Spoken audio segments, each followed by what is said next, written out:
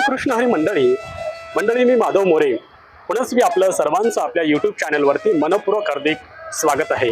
मंडळी मी आज आलोय अशा एका पवित्र आणि आध्यात्मिक ठिकाणी, लाखो वारकऱ्यांचं श्रद्धास्थान असलेल्या आळंदी या ठिकाणी मी आज पोहोचलोय आणि या ब्लॉगच्या माध्यमातून आपण माऊलींच्या समाधीचं दर्शन घेणार आहोत। माऊली, आता मी चाललोय माऊलीच्या त्या दिव्य मंदिराच्या दिशेने आणि या वाटेवर पहा, दोन्ही बाजूंना फुलांची आणि प्रसादाची काय सुरेख गर्दी झाली आहे। माऊलींच्या चरणी वाहण्यासाठी केसरी झेंडूची सुवासिक हार, गुलाबांच्या पाकळ्या आणि प्रसादासाठी सजलेले हे रसरशीत पेढे या दुकानावरून नजर हटतच नाही। या वातावरणातला प्रत्येक श्वास जणू विठू नामाचा आणि माऊलींच्या जयघोषात विरून चाललाय। पावलावर पावलावर होणारा वारकऱ्यांचा गजर, हा उजळलेला परिसर आणि दुकानावरून येणारा तो भक्तींचा सुहास मनाला नकळत एका वेगळ्याच विश्वात घेऊन जाते।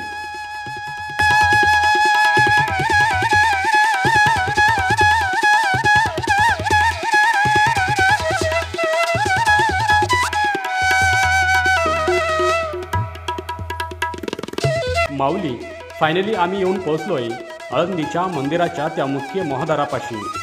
तुम्ही माझ्या पुढे हा जो भव्य आणि ऐतिहासिक दरवाजा पाहताय, याला केवळ मंदिराचा रस्ता नाही, तर तो भक्तीचा मुख्य मार्ग मानला जातो।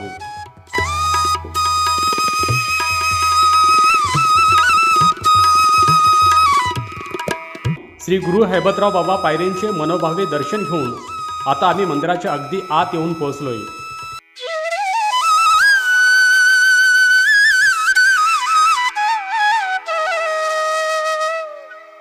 हे पहा, आमच्या समोरच उभा आहे ते दिव्य आणि पवित्र संत ज्ञानेश्वर महाराज संजीवनी समाधी मंदिर। इथं आल्यावर शब्दात सांगता येणार नाही अशी अद्भुत शांतता आणि चैतन्य जाणवते। हे तेच पवित्र स्थान आहे जिथे माऊलींनी वयाच्या अवघ्या 21व्या वर्षी संजीवन समाधी घेतली होती।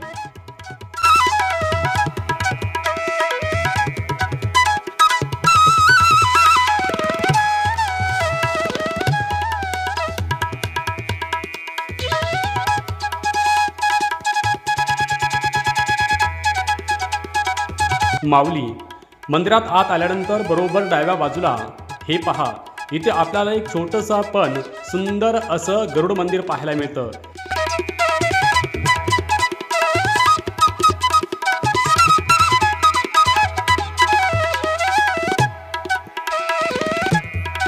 या गरुड मंदिराचं दर्शन घेऊन आपण जशी पुढे सरकतो, तसंच समोर आपल्याला गुरु हैबत बाबा यांच्या पवित्र पादुका पाहायला मिळतात। आळंदीच्या आणि माऊलींच्या वारीचा इतिहास, गुरु हैबतराव बाबांच्या योगदान खूप मोठं आहे।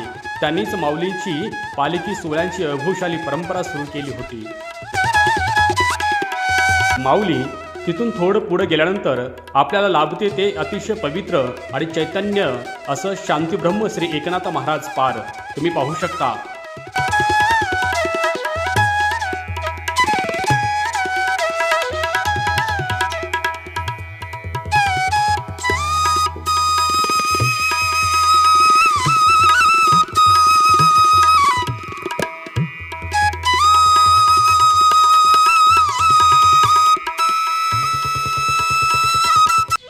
माऊली संजीवन समाधीच्या आत कॅमेरा अलाउड नाही, त्यामुळे आम्ही तिथलं प्रत्यक्ष शूटिंग करू शकलो नाही, पण आमचं साक्षात माऊलीचं दर्शन अगदी दिव्य आणि भव्य स्वरूपाचं झालेलं आहे।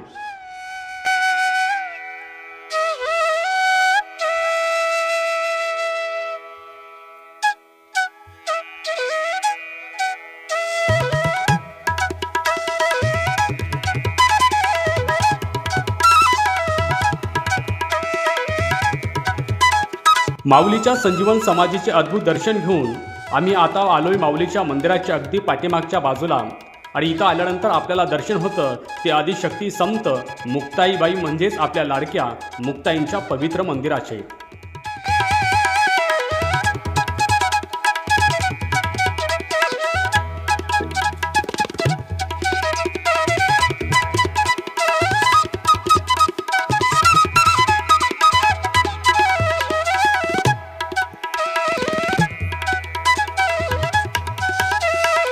अशी आख्यायिका आहे की जेव्हा संत ज्ञानेश्वर महाराजांनी वयाच्या 21व्या वर्षी संजीवन समाधी घेतली, तेव्हा समाधीत प्रवेश करण्यापूर्वी त्यांनी आपल्या हातातली काठी एका ठिकाणी मातीत रोवून ठेवली होती. काठीला फुटलेला पाला, त्यात सुकलेली काठीला पुढे पालवी फुटली आणि त्यापासून एक विशाल वृक्ष तयार झालं, ज्याला आपण आज अंजान वृक्ष म्हणून ओळखतो.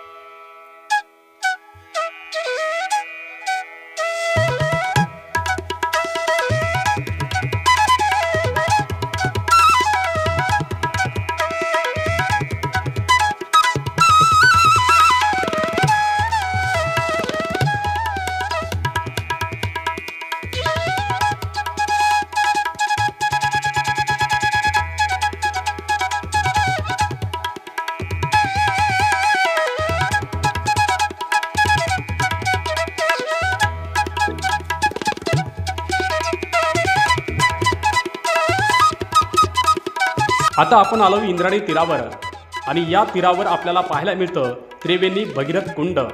या कुंडामध्ये इंद्रायणी, मणिकर्णिका आणि भगीरथी या 3 पवित्र नद्याचा गुप्त संगम आहे, अशी भावकांची गाढ श्रद्धा आहे. 3 नद्याचा संगम असल्यामुळे त्याला त्रिवेणी म्हटलं जातं. या कुंडात बारामाही नितळ पाण्याची नैसर्गिक झरा या ठिकाणी वाहताना आम्हाला पाहायला मिळतो. तर मित्रांनो, असा होता आमचा आळंदी देवाची या पावनभूमीचा आणि ज्ञानेश्वर माऊलीचा दर्शनाचा एक अतिशय सुंदर आणि भक्तिमय प्रवास. जर हा व्हिडिओ तुम्हाला आवडला असेल तर लाईक नक्की करा, जास्तीत जास्त शेअर करा आणि आमच्या चॅनलला सबस्क्राईब करायला विसरू नका. चला पुन्हा भेटूया अशा एका नवीन ठिकाणी. तोपर्यंत रामकृष्ण हरी.